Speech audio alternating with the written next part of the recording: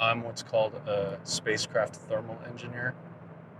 So I make sure, in a nutshell, I just make sure no part of my spacecraft gets too hot or too cold, Yep. so that we can continue our operations, continue gathering science for NASA.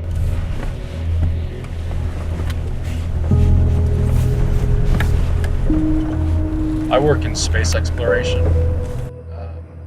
I only recently discovered my passion for fly fishing, and so I've been able to thankfully find some kind of balance with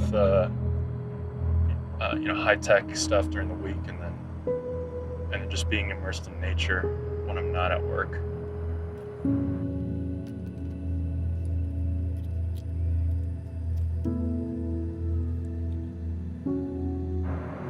There are two ways in which I feel closest to the Lord. Number one is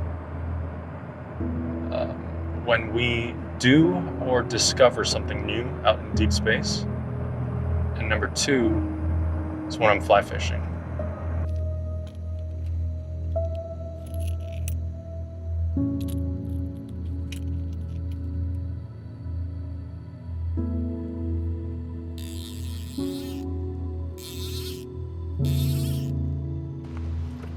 As I walk through our hallways, I'm always just overwhelmed by astounding images that we've taken.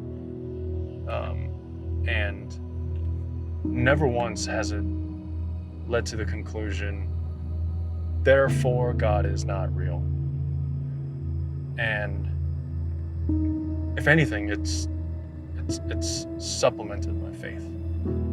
There may be that stigma where, oh, you can't, in the STEM fields,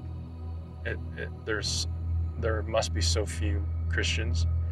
But to be honest, some of the godliest people I know, I've met in my building. The atheists and doubters who try to prove Christianity wrong, they seem to use the science that comes from the very spacecraft that were built and sent out to deep space built by some godly Christian hands. Yeah, I mean, I've sat down with so many of them, outside our buildings, and just learning about so many of their faith journeys. It's been pretty cool to be a part of, knowing that we're on the same team, knowing that we both serve the same God, knowing that our calling as aerospace engineers, that's our worship. Collecting more science is our worship.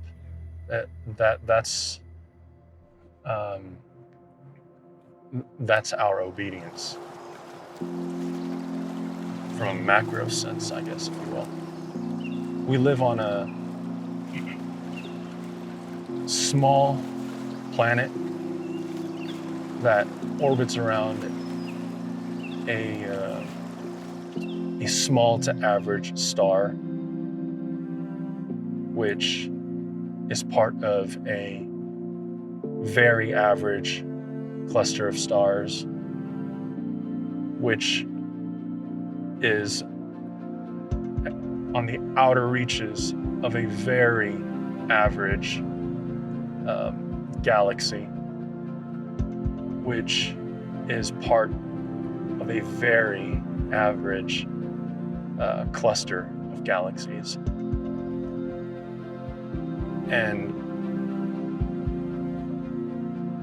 my industry has really revealed to me just how small we are. Like, we're not even a blip at the cosmic scale, right? And yet, we are selected and elected. And so we're very special. So fly fishing for me is the micro. I feel that connection with the Lord when I've got a trout at the end of a 3-pound test line on a barbless hook, where that connection is so thin and fragile and intimate that there on the other end of that line is another earthling that the Lord created.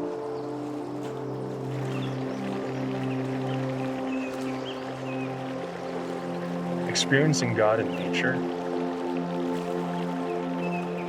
Fly fishing has allowed me to feel that connection with the Creator like never before.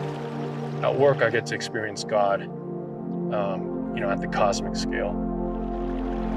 But out here, when I'm fly fishing on a tiny little creek,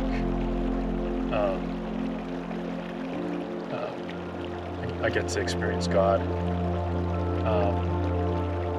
at one of the smallest scales possible.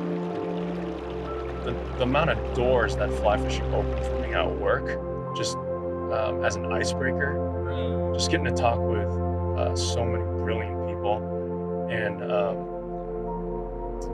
having fly fishing as that bridge. It also opened up a lot of doors for me in a ministry kind of sense, because whenever I'm out on a trail, hiking to a creek or a lake, I can't tell you the number of times I get stopped and by random hikers who ask me what I'm doing and who want to know more about fly fishing.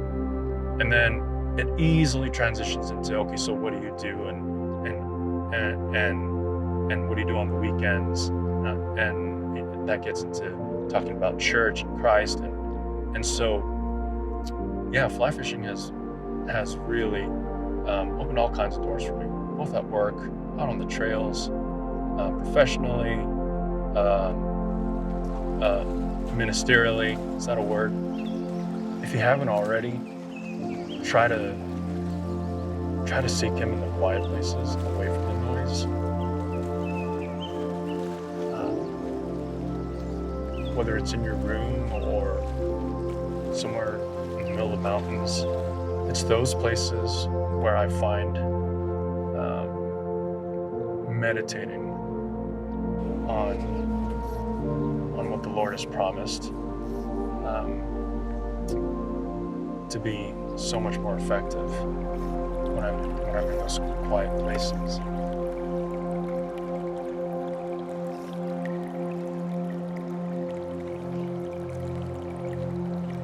I'd rather you be angry and essentially yell at Him and maintain that connection, maintain that tight line with Him, than not communicate with Him at all. That's my advice. Go sit in the quiet, look through the scriptures, the Psalms, to remind yourself of His promises, and then tell Him what you think.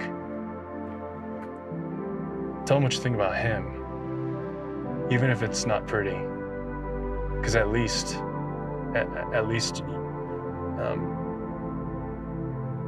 you'll still be communicating with Him. I'd rather that than you not communicate with God at all.